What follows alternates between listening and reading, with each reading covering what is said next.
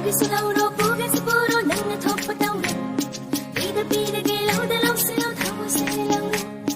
Lougesu Louro Manipuri nangna thoppa tawre pida pida ge lauda lausi lau thamu se laure khamba lamba khalla matungda pithong lenge khallaba lauja ham lu pini ngai thamoi singa pini do khamba lamba khalla matungda pithong lenge khallaba lauja ham lu pini ngai thamoi singa pini do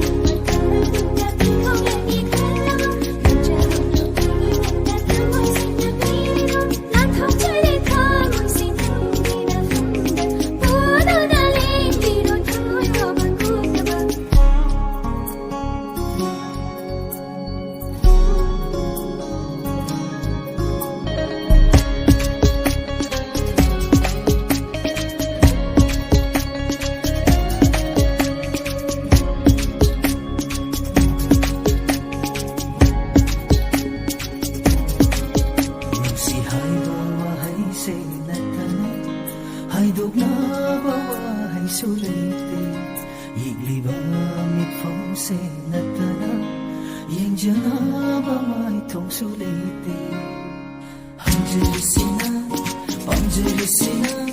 nusi binang buhay.